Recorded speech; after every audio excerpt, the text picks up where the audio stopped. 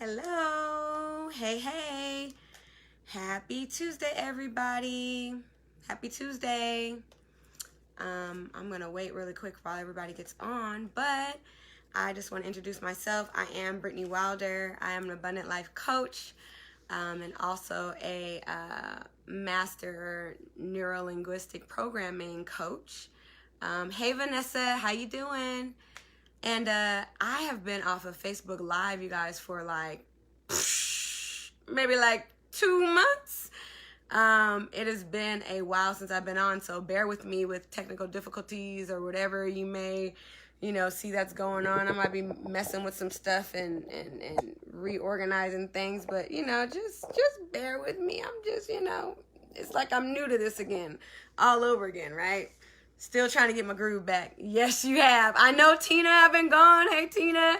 I've been off of Facebook, you guys. I've been on Instagram, chatting and doing my 30-day live.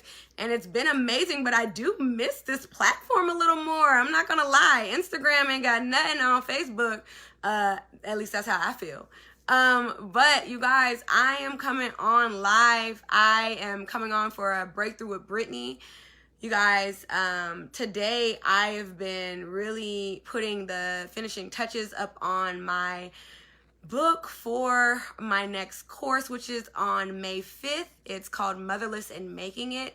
It is a course specifically designed for those who have lost a mother figure, a godmother, maybe your aunt who acted like your mother, whoever it is that is your mother figure, you've lost her.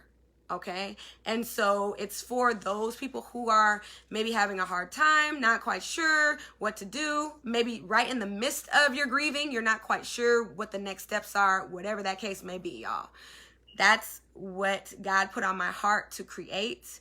I am a woman who has lost her mother and two of her grandmothers all within the course of 2 months of each other.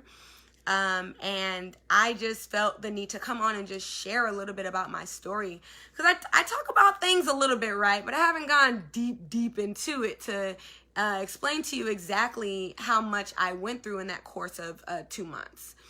So, I thought I stopped my notifications, but they're coming up. All right, we're going to keep rolling, y'all. So, I don't even know where my camera is. Listen, today is just one of those days. We're taking it slow road. We moving through. And I'm excited that you guys are here with me. So, when I started dating my husband was my birthday. So, New Year's Day of 2015, right? And that, we started dating. Everything was cool. And 2 months later, I lost my granny, right? My mom's mother. And 2 months later as well, my mother was in the hospital at the time that I lost my grandmother. So I also at that time was graduating. I got my master's at that time. And literally the same weekend that I received my master's, well, I got off the stage and I went home to go bury my grandmother. And so, of course, there's a lot of emotions going on. I don't know if you've ever been in a place where you've had something so amazing, so exciting, so great that you worked hard for and that you were ready to receive, right? Like a master's, like an award, like a job or like anything.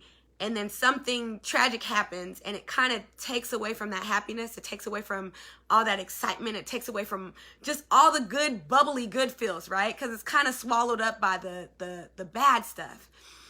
And I just remember crying as I walked across the stage, you guys, like not even being able to keep my composure. And I know a lot of people just thought that maybe I was just crying because I was so overjoyed about getting my, my degree. And yes, that was part of it too, but most of it was just I was grieving and it hadn't really settled in until that moment when you start to think about the great things that happen. So the things that you want to call your grandma up or the things you want to call your mom up about and say, hey, this is what happened, that's what happened. You don't really start to think about it. And as you move through, if you've lost somebody who's significant, like your mom, your grandma, your whoever, and those events start to happen, like a baby, a wedding, all these different things, well, it's a lot harder to enjoy those things completely, fully, you know? Like, of course you enjoy it. Of course it's great. But there's always that thing in the back of your mind that's just like, man, I wish mom was here. I wish, you know, all these different things.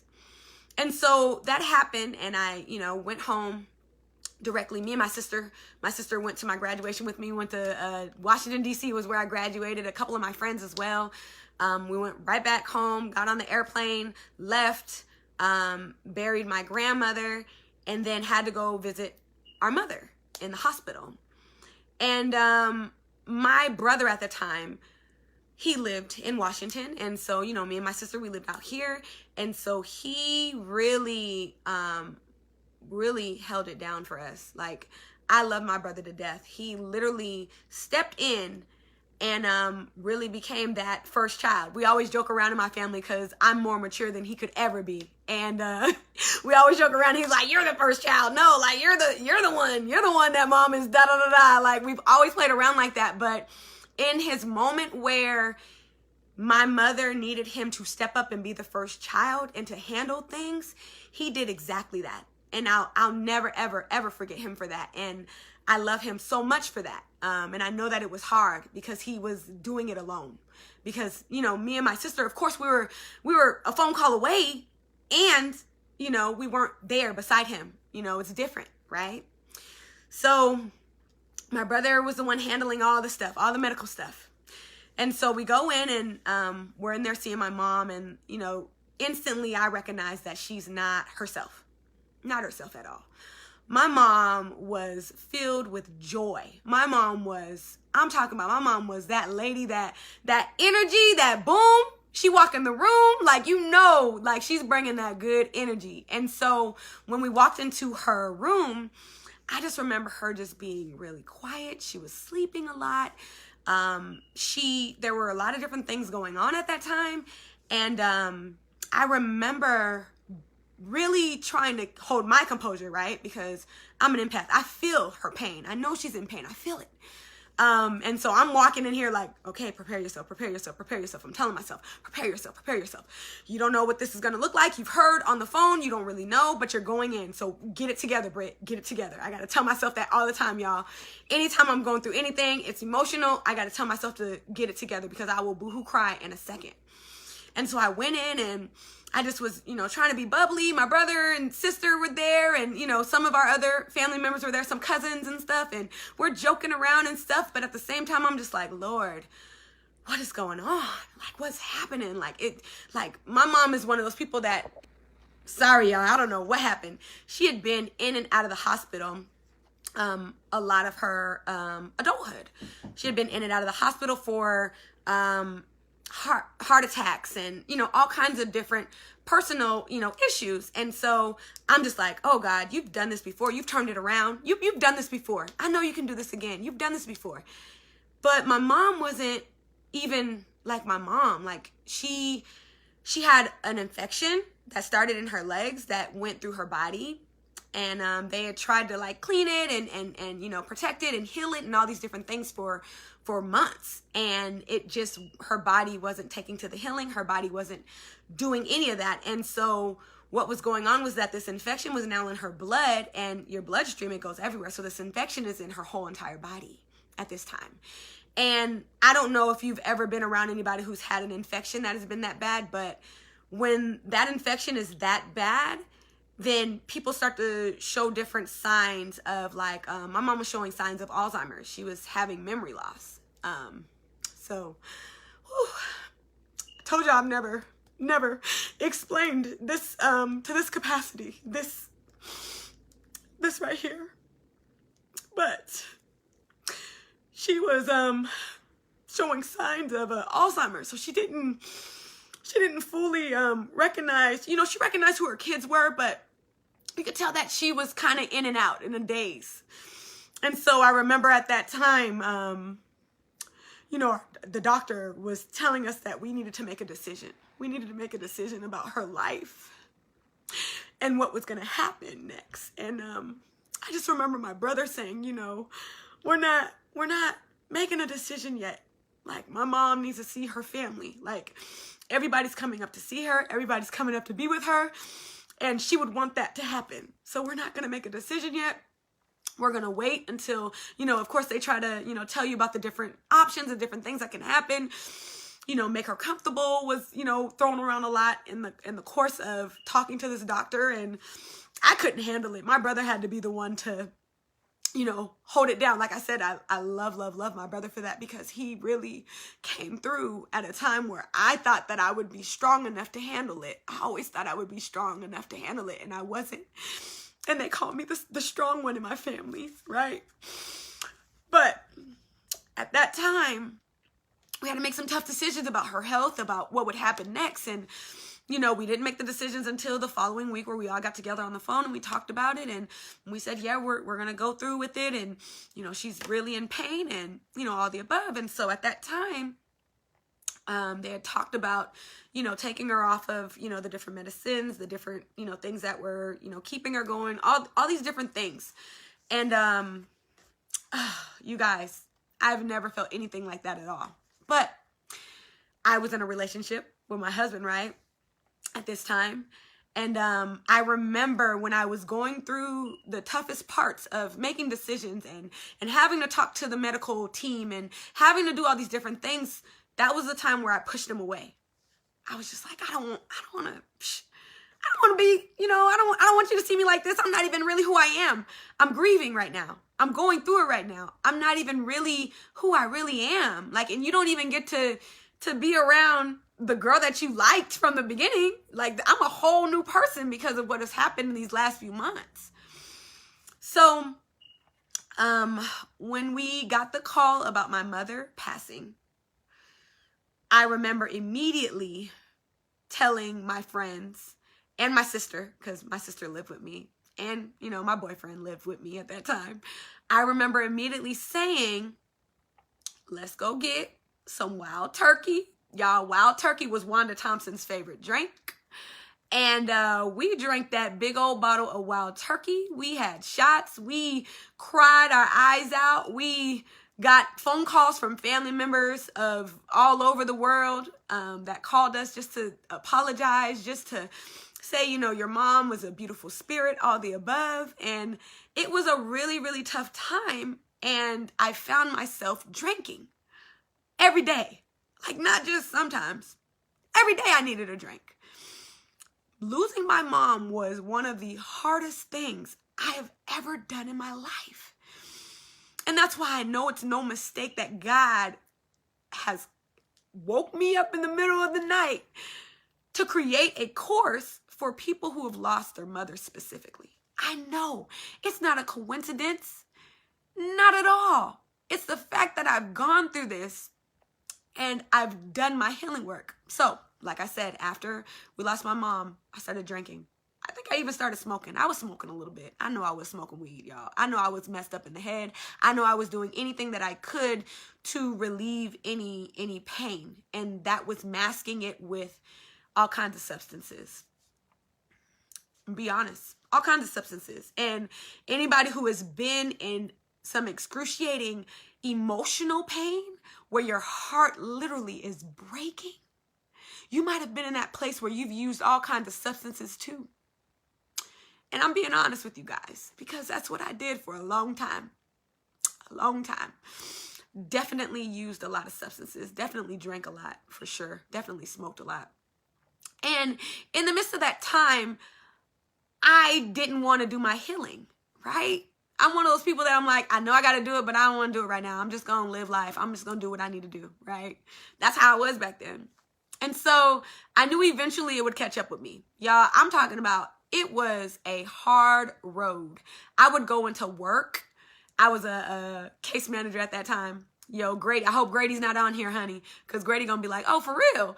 I worked for Grady and I was a case manager, and I would go to like my client's house and then go home and sleep the rest of my 4 hours of my job. I don't got that job anymore. But that's what I was doing. I wasn't even able to function at my job, you guys. And they'd be like, oh, where's Brittany? Where's Brittany? They'd be like, oh, she had an early client, da-da-da-da. She had a bunch of clients back to back. And she decided to just go home from her client's house every day. That's what I did every day. I went to sleep, or I went home to drink and then go to sleep eventually because I was so damn drunk. And hey, Kendra. And at that point, you guys, you're going through so much stuff emotionally.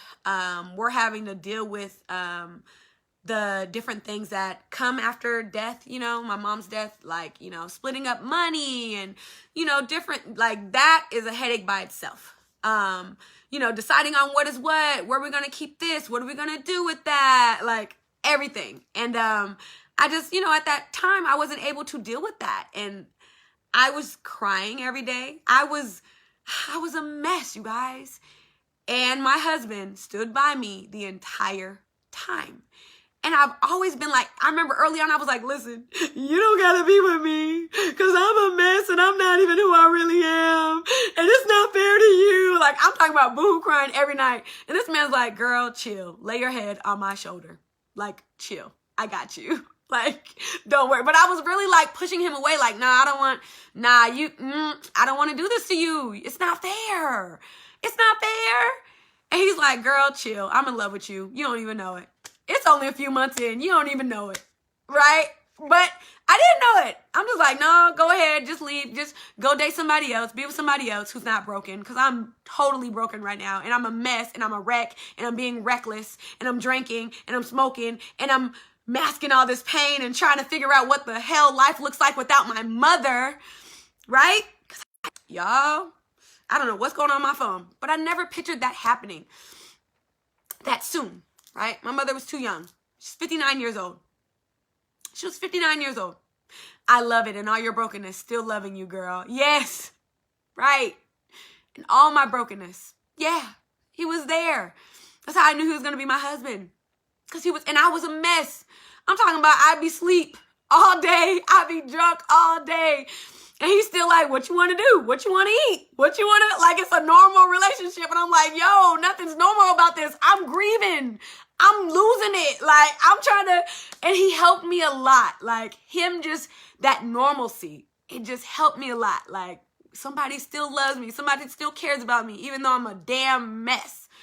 Right? And so through that, you guys, still in my brokenness, still down and out, still depressed, still at my lowest point in my life, I remember specifically getting a phone call. This phone call changed my life. It changed my life. I got a phone call from, it was right around when Whitney Houston's daughter died, right? It was right around that time. I think it was the summertime. And I got a phone call from one of my mothers, one of her prayer warriors, Miss Millie. And I'll never forget this call, you guys. She called me just randomly. And I was just so down and out. I think I was taking a nap, y'all. I think I was taking a nap and I got up and I answered my phone and I didn't know who the hell it was at first, but she called me. And I know that it was God divine because she called me and she said, listen, how you doing? And I said, not good. I'm not good at all, Miss Millie. And she said, I know. And she said, I don't want you to end up like Bobby Christina. That's what she told me. She said, that little girl's heart is so broken from losing her mother that she couldn't handle it. And she's using substances. And that's exactly what happened to her. And she said, I don't want you to end up like that, baby. And she said, I know you're angry. I know you're hurt. And then she told me, she said, God knows you're hurt and you're angry too. Y'all, when I lost my grandmother, my mother, and my other grandmother all back to back, I stopped talking to God. I said, there's no way. How could you do this to me? I was so hurt. I said, God, how could you do this to me? How could you take them all away from me at the same time? This is not fair, God. It's It's not fair. And I stopped talking to him. I was so angry with God. I just stopped talking to him. I didn't say nothing to him. I didn't pray. I didn't get up and meditate. I didn't do nothing. I said, I'm done. I'm done. I'm done with that. No. I said I was done. And Miss Millie on the phone, she was just like, he knows you're angry with him. He wants you to talk to him. And I just broke down crying. Because that lady was one of my mom's prayer warriors, y'all. This woman had her own special relationship with God, and I knew she was telling the whole honest truth about that. Because like I said, I wasn't talking to God at all. I said, oh, you want to do this to me? I have no words for you, friend. I don't. I'm hurt. I'm broken. Maybe I'll have some words later on, which I do now. But I was broken, y'all. I didn't want to talk to no God. How could God do that to me? I was so broken. So in the midst of this phone call, she prayed for me.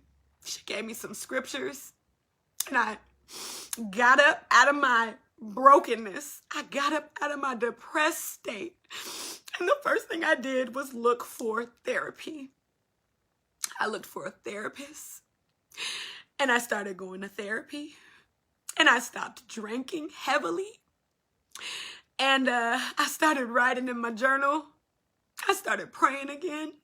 And it didn't all happen all at once. Of course not. It was baby steps. Because that's what healing is. Healing is a bunch of baby steps. It is. One thing at a time. And so after that, listen, this lady has called me to check in on me several times just to say, hey, how you doing? And I'm so grateful for that relationship that she has with God, that relationship that she had with my mother, the obedience that she had in her heart to call me. Because some people aren't obedient, you guys. Some people aren't obedient to what God tells them to do, but this woman called me and spoke to me and shared what God laid on her heart. I've been there and I know how you feel. Exactly. Baby steps. That's it. You guys, that call changed my life.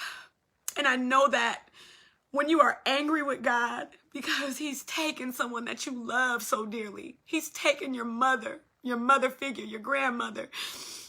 He's taken somebody from you that you loved dearly, and you get angry with him. You don't want to talk to him. He will send somebody. He will send somebody for you every time. Somebody that will pour into you and share everything that he wanted to share with you. Because I know that that's what God wanted to share with me.